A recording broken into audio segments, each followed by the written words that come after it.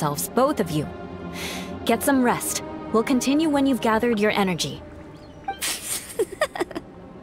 Yula might come off as a little frosty, but she takes caring for her friends super seriously, more than anyone else I know. Every time I see that look on her face, I'm just like, ah, stop staring at me!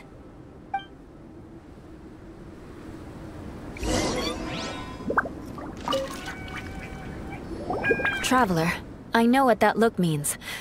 What's on your mind? Maybe seasoned veterans have an instinct for it. I sense it too. Something seems to have changed, but I can't confirm for sure. It could be difficult to verify. It might be imprudent to speculate out loud, but I believe you know what I am referring to.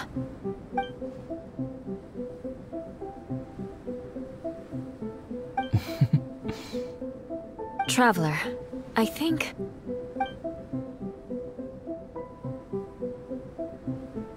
you...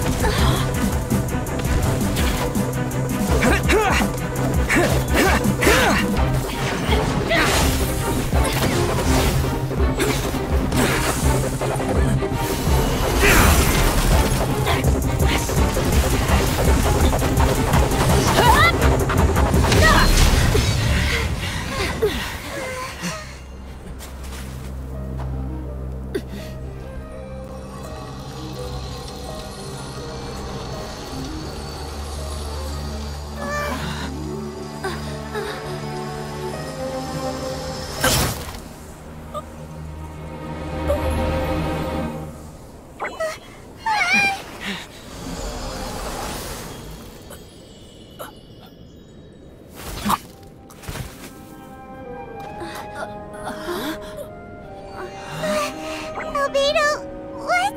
It's not over yet.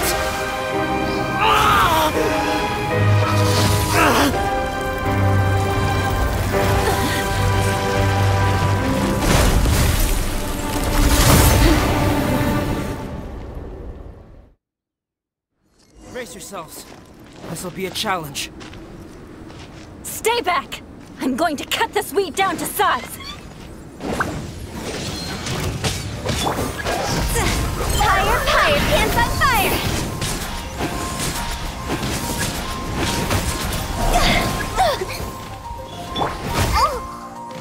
Shake an aster!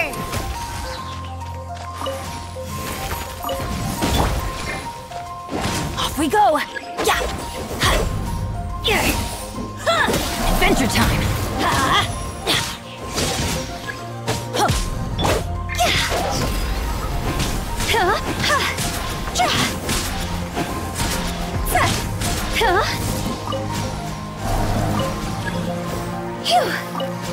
This isn't good!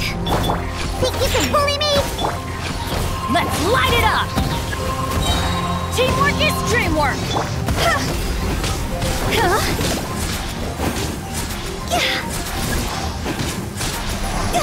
Quit it! Scratch that! Let me weave you a verse. See? Time to go! Phew! Can't handle your dream! Huh? Think you can bully me?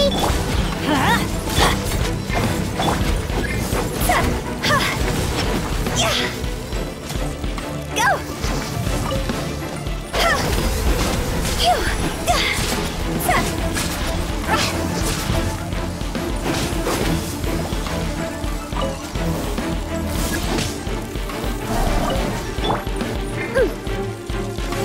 I won't accept! Let's light it up! I'm going in!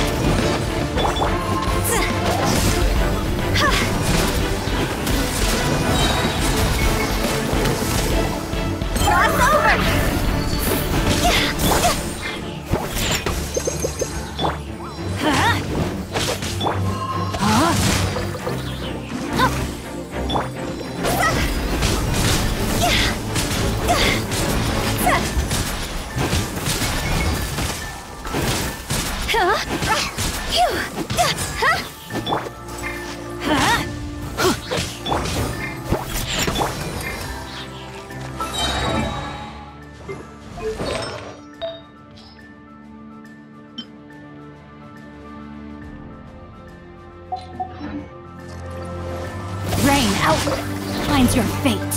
Rain Cutter! Everybody stand back! Time to go!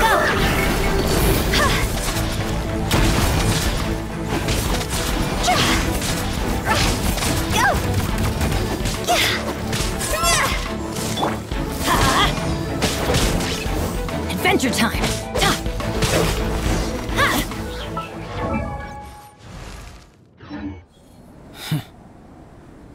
What in the world was that thing? One moment it was human, the next it was a plant! Is everyone alright? We're fine. But can you please tell us what's going on? I don't understand. I take it this monster is whom I had the pleasure of meeting last time. Correct. As you might have guessed, this is a mutated whopper flower. An extremely rare kind. But can whopper flowers turn into humans? Not typically, but conditions on Dragonspine are far from typical. Perhaps the dragon's blood seeped into the land, then was passed to the monsters via the ley lines, accelerating their rate of mutation. How could that happen? This mountain is home to the remains of Durin, the venomous dragon. If there is anywhere in the world one might expect life to do unfathomable things, it would most likely be here. Durin was an artificially created life form. Its existence is nothing short of a miracle, and proof of countless possibilities. In other words, this mountain we stand on is a cradle of life's profoundest mysteries. A vast and terrifying hotbed of possibilities. The avalanche. It must have been the work of this imposter. Agreed. All the other troubles you faced on the way down could also have been its handiwork. My guess is that it was targeting everyone that I've had contact with. Right, I forgot all about that. It's not inconceivable. But what was its purpose? Was it just trying to get rid of us? I have a preliminary hypothesis on this. Whopper flowers are masters of mimicry, and those we encounter in the wild often appear in the vicinity of the plants they impersonate. In other words, the whopper flower likely has an instinct to replicate and replace. As a plant, it will disguise itself as another plant and infiltrate the group, hiding among them for cover. The plant being imitated has no way to detect or fight back against this behavior. But when it disguises itself as a human... It wanted to replace you and infiltrate our group? Yes. Maybe it created the avalanche to get rid of us. I predicted this eventuality, so I availed myself of the avalanche to hide and lure it out. It was watching us the whole time, and when it saw that I had disappeared, its instinct was to take my place. At that point, its disguise was complete, and its next move was to hunt its prey. Yes, that's exactly how whopper flowers operate. So when it approached and attacked Joel, what was that? A trial run? Perhaps. Or maybe it enjoyed posing as a human, and wanted to experience what it felt like to be human. We're fortunate to have discovered it in time. I think the Traveler was the first person other than Albedo to notice something was wrong. Traveler, how could you tell the real me and my imposter apart? I want to know too. I had no idea the other guy was an imposter. They looked exactly the same to me. I see. It goes to show how difficult it is to impersonate a human. This mutant whopper flower tried its best to replicate the original exactly, but still managed to miss some details. Unbelievable. To think that Dragonspine creates such terrifying possibilities.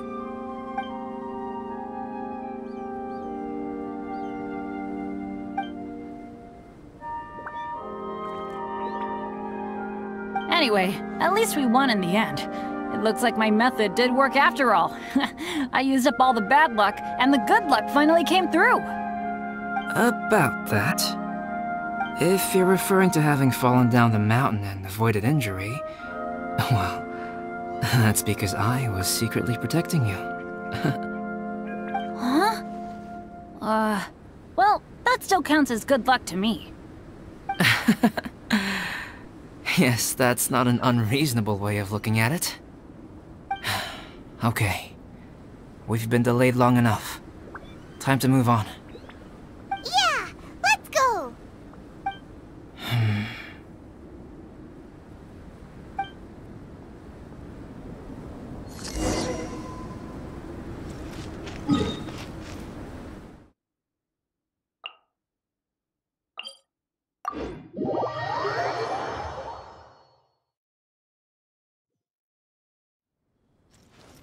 Off we go!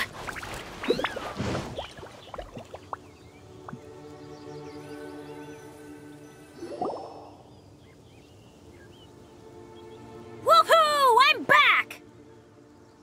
Cyrus doesn't seem to be here. He must have headed up the mountain. Let's wait for him here. Amber, are you feeling better? Yep, all good now. Nothing to worry about. I don't know what I'd do without you guys. If not for you, I'd probably still be locked up in that cage. I really want to thank you all properly, but I can't think how at the moment. Huh? You must be pretty used to being on the receiving end of people's kindness by now, though, surely. You probably need it often enough, given your... situation. Come on, don't put it like that.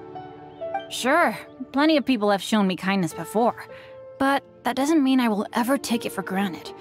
No matter how many times people help me out in life, I will never forget any of them. Well, instead of repaying those who helped you, perhaps you could help others yourself. Everyone meets others in need from time to time. By choosing to be there for them, you're passing the kindness you received onto others. Yup, you're right. That's what I've always tried to do, and will always continue to do.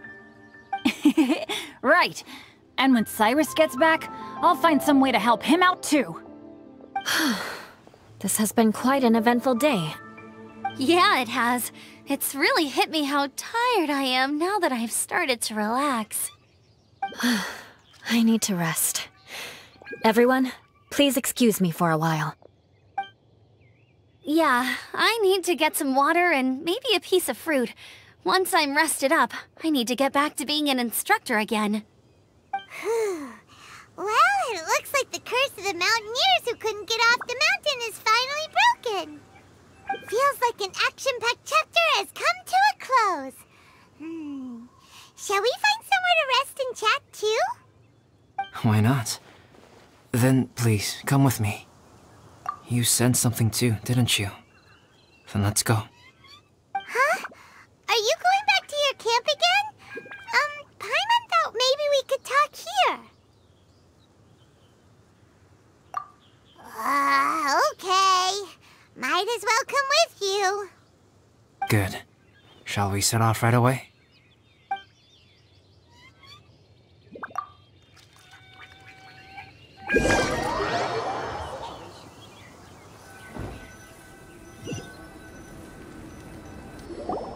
Sorry for bringing you back here once again. Some topics are best discussed in private. Is this about the imposter? That's right. I have to say, Traveler, I'm very surprised you noticed the difference between me and the imposter. Yes, this mark. Perhaps it's where it all began. Ooh, sounds like the beginning of a big story. Keep going. Well, I can't deny that what I'm about to say does sound like something from a children's storybook. So, what do you think this diamond-shaped mark means? A tattoo? A crest? Something else? No. Consider it a birthmark. Have you ever seen an intricate glass ornament and wondered how it was made? Well, one method for crafting with glass is a technique known as glass blowing. Glass blowing is not a widely known art in Teyvat. For this reason, glassware made in this way is usually very expensive. As the name implies, glass blowing involves blowing air into a hole, much like blowing up a balloon. This type of glassware is known for having a pontil mark at the point where the blowpipe was inserted, where the hole was sealed at the very end.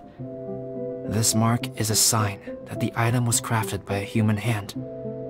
Sounds kind of amazing. It is a wondrous and beautiful art form. Alice says that these marks are seen as proof of the maker's fine handiwork, the only flaw in an otherwise perfect work of art. My mark is something similar to this. The difference between synthetic and natural life lies in the directional flow of the life force. The energy of a natural life form flows out from within. That's why flower buds bloom and curled leaves unfold. And it's the very reason we watch and wonder at blossoming flowers. Creating life artificially, on the other hand, involves, to a certain extent, the introduction of an external source of energy into the embryonic life form. When the hole where the life force was infused is sealed at the end, it leaves a mark not dissimilar to the pontal mark in blown glasswares. The alchemical substance drips and spreads out in all directions, resulting in this rather ingenious diamond shape. Wow! So that's where it came from.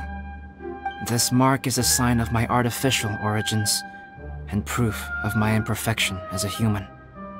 I presume that the impostor intentionally avoided replicating this mark, so as not to become less than perfect himself.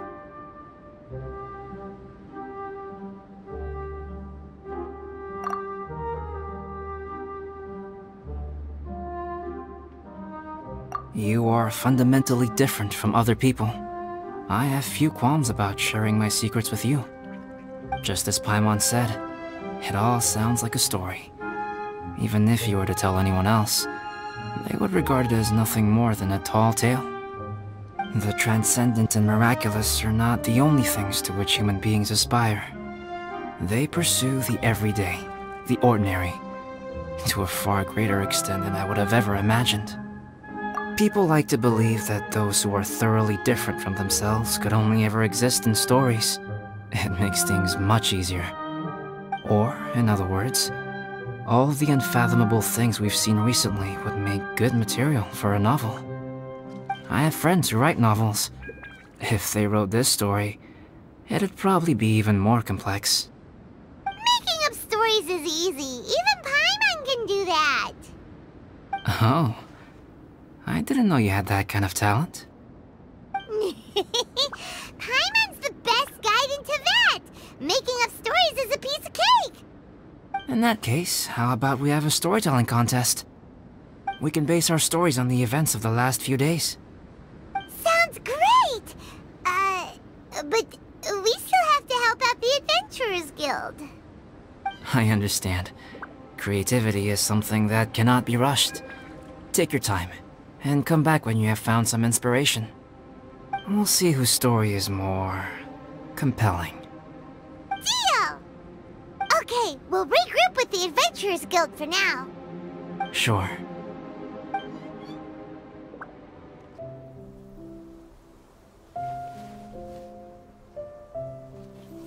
My story. Yes, I should have known. Master's failed specimen in the dragon's belly.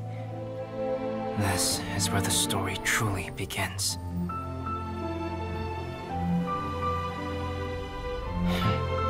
If we switched places, if you were the survivor, then as the abandoned experiment, the failure of the primordial human project, I'd want to replace you too. I would replicate your appearance, study your alchemy, and create miraculous life forms to divert your attention. I would wait for the right moment, then dispose of you in the Traveler, the sole person to have known your secret.